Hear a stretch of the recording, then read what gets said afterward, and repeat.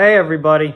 Over the last 24 hours or so, some more RFA situations have been resolved involving major important players for their teams. And this isn't surprising. The preseason has started, training camp has fully started now, and the sense of urgency between the teams and these players to get a deal done is a whole lot more than it was even just a week or two ago. This isn't the summer anymore. When it's over the summer and you got this contract situation, there's not a whole lot of urgency to necessarily get it done right now. It's something that you can kind of wait on and push off a little bit, and you can say, it's only August, it's only July, we've got time to figure this out.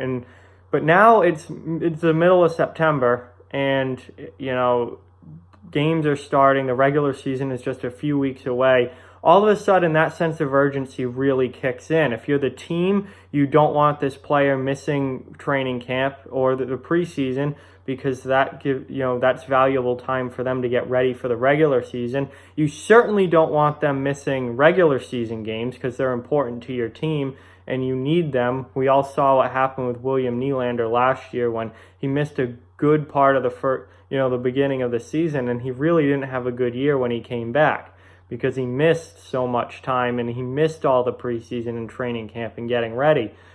Teams don't want that. The players, they want to play. They're NHL hockey players. They want to play hockey and they want to play in the NHL, and they don't want to miss time either. They don't want anything to happen that would hurt their value. If they sat out a whole season, the potential is there that teams just wouldn't value them the same next summer as they did coming off maybe a really good year. So they want to get a deal done. So the whole sense of urgency to get these RFA contracts figured out has really ramped up over the past week, and I think we've seen that with a lot of deals getting done. So the first deal to get done yesterday was Travis Konecny signs a long-term deal with the Philadelphia Flyers. $5.5 million per season for 6 years. Konecny has had 24 goals in each of the past 2 seasons. He's a pretty good goal scorer, 22 years old. Very consistent 5-on-5 player, top 6 forward. And I think is going to, really, I think he has another level to go goal scoring wise. He's had 24 each of the past 2 years, but I think we can see him as he really develops and gets comfortable at the NHL level, hit into that 30-goal range. And I don't know if he'll do it necessarily this season or if it might be a couple years down the road, but I do see him getting up near 30, if not over 30 goals at some point in his career. He's a good player and an important player for Philadelphia and certainly for their future, which is why I think Philly wanted to get a long-term deal done with him rather than just a bridge deal. I think they wanted a long-term deal because he is going to be a major part of their offense in their top 6 forward group going forward. And he's a player that the team really likes, the fans absolutely love. And I'm a huge Travis Konecny fan. He's a really, really solid player. And he plays the game with an edge. He's not afraid to mix it up. He's not afraid to get involved physically. He's not a big guy, but he certainly plays with a lot of heart and a lot of fire. And the fans in Philly absolutely love that. I'm a huge fan of his. And I think it's a great deal for both the player and the team. Philly needs him. $5.5 million, I don't think is an overly big cap hit for a player that I think is going to become a 30-goal scorer. So to have a potential 30-goal guy on your team at under $6 million per year is just, I think, a very, very good deal. So overall, I think that one was great all around.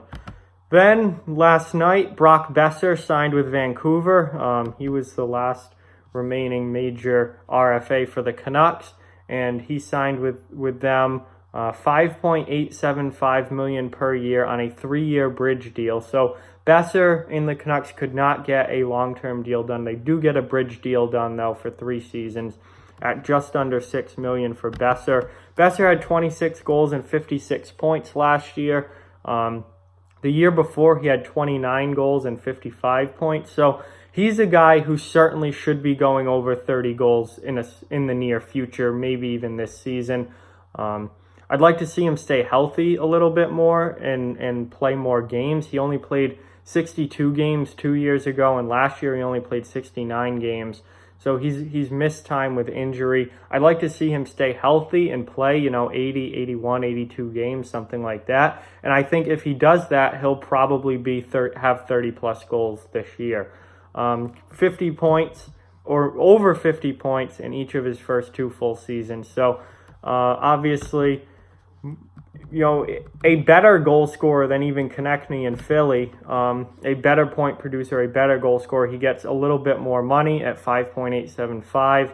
Shorter deal, though. If this was a long-term deal, I think Vancouver would have been paying, over 6, probably somewhere around 6.25 million per year if this was a long-term deal. And I think the bridge deal works better for their cap situation right now. So it gets him in there for at least 3 more years, and then 3 years from now he could be a 35-40 goal scorer and get a big contract out of that. So the bridge deal works well for the player in the fact that he can continue to develop and improve and get a huge deal after this one. And then finally this morning, the Boston Bruins, in their last RFA, defenseman Brandon Carlo, have come to an agreement on a 2-year bridge deal at $2.85 million per year. So under $3 million for Brandon Carlo, which I think, again, is very team-friendly for Boston, much like McAvoy's contract was. Carlo's an important player for them, 22 years old, a big part of their defense going forward as a defensive defenseman. Carlo does not put up a lot of points. He only had 10 points last year. He only had 6 points the year before that. His rookie season 3 years ago, amazing that he played his full rookie season at 19 years old in the NHL as a defenseman. That doesn't happen too often. He actually had 16 points his rookie year. That was the most he's had. He's really a defensive first guy, which certainly means he's not going to get paid as much as someone like a McAvoy who contributes offensively and is more of a dynamic player. But that doesn't mean Brandon Carlo's not as important to the Bruins, because he is. He's very important to them defensively. He plays mostly with Torrey Krug, who we know Krug is that dynamic offensive guy. Carlo is really good as that defense-first guy and can be a shutdown player. And I think as he gets older, he's played 3 NHL seasons, he's still only 22. As he gets older and continues to develop and get better, I think he's going to become one of the best shutdown defensive defensemen in the game. And I think he can contribute more offensively. I think the Bruins would like to see him contribute more offensively. I expect him eventually to be in that 20 to 25 point range on a year in and year out basis. Certainly more than 10, I would expect. If he shoots the puck more, he's going to score more goals. He's going to get deflections in front, which will lead to more assists. And he's a good enough skater, even as a big guy, 6'5", 212 pounds, I believe. Yeah, 6'5", 212 is what he's listed at. Even as a big guy, he's a good skater. So he can jump up into the play more than people realize. He hasn't really been doing that all that often because I think he thinks defense first, and he's not a kind of guy who wants to get caught up ice and not be back defensively. So he's really focused on securing things in his own end and playing good defense. Once I think that he gets more comfortable and developed at the NHL level, I think you're going to see more offense from him down the road.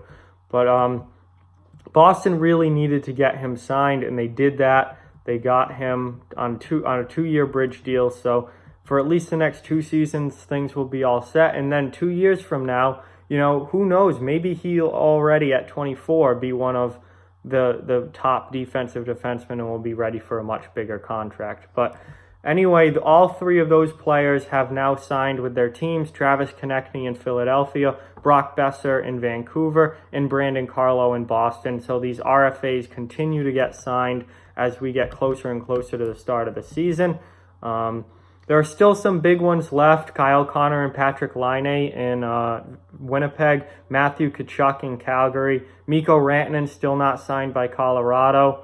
Braden Point still not yet signed by Tampa Bay. Anthony DeAngelo not signed by New York. There's still some big RFAs left, but we've seen a lot of them get signed over the past week or so, and I expect that to continue as we get closer to the start of the season. But with that, like, comment, share, subscribe, follow on social media. All those links are down in the description below. If you'd like to further support the channel, the links to our Patreon and merchandise store are down in the description as well. Keep spreading the word about this channel. Let's keep this thing growing. Thank you very much for watching. Hope you enjoyed the video, and I'll talk to you guys soon.